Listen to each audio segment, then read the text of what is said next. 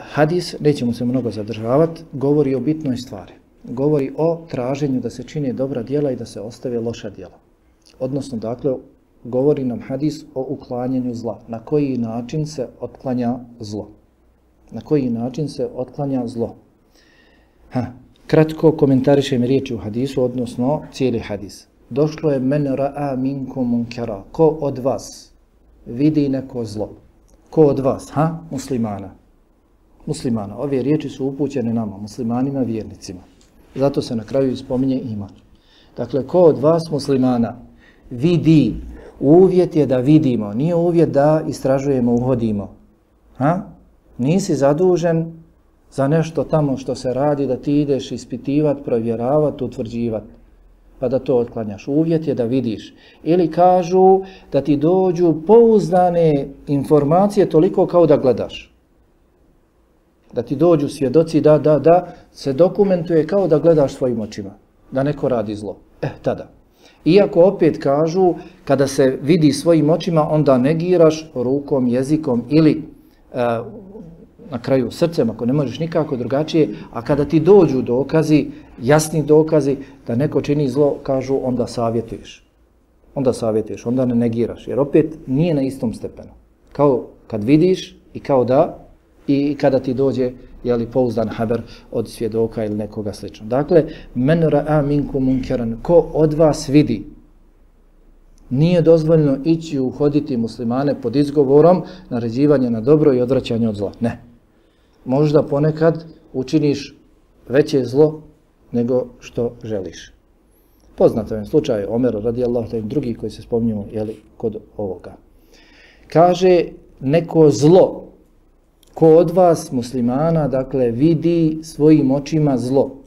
Zlo koje je okarakterisano takvim, imenovano takvim u Kur'anu i sunnetu i oko čega su se složili muslimani. Ne ono što ti smatraš da je zlo.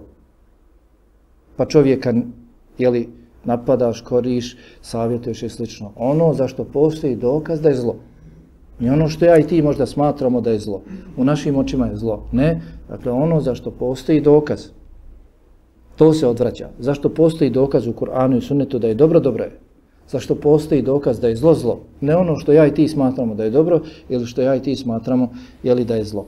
Bi jedihi sa svojom rukom, neka otkloni sa svojom rukom. Dakle, kada neko od vas svojim očima vidi zlo po Kur'anu i sunnetu i oko čega se složili učenjaci, neka otkloni svojom rukom. Ako može. Ako neće proizvesti veće zlo. Ako ima ovlasti nad dotičnom osobom. Ako ima ovlasti nad dotičnom osobom, obaveza mu je. Dakle, roditelj kod djece, muž kod supruge, kod nekoga je obratno.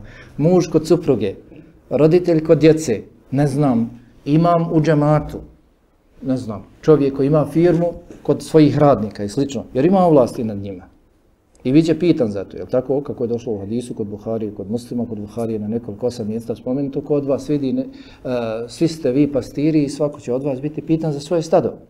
Bićemo pitani. Dakle, to je u našoj ovlasti. Mi treba da, ako treba, i rukom. Dakle, ovo se ne odnosi na sve nas.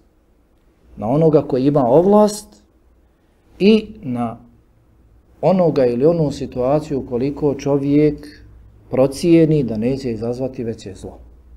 Nije otklanjanje zla uvijek rukom, ne smije biti. Nekad se proizvede i izazove veće zlo.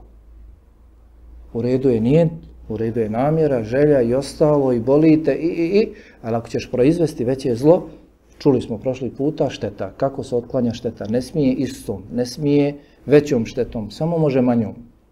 Pa Allah subhanahu wa ta'ala je zabranio da se psuju lažna božanstva, iako zaslužuju. Nije to psovka kako, kakva je kod nas proširena psovka, da neko ne misli, to je znači omalovažavanje, ni podaštavanje, jer zaslužuju. Takva božanstva koja se izdižu na stepen Allaha subhanahu wa ta'ala zaslužuju da im se to negira, da se omalovažavaju i smijavaju i slično. Međutim, Allah to zabranjuje da se ne bi on onda omalovažavao. Ne govorimo o psovci, jer psovka, kakva je kod nas proširena, to nije dozvoljeno nikome. Nemoj da prljaš svoj jezik od takve. Na takav način, nema potrebe. Jeli? Znači, rukom, ako procijeniš da nećeš izazvati veću štetu i naročito ako imaš ovlast, to ti je, dakle, obaveza.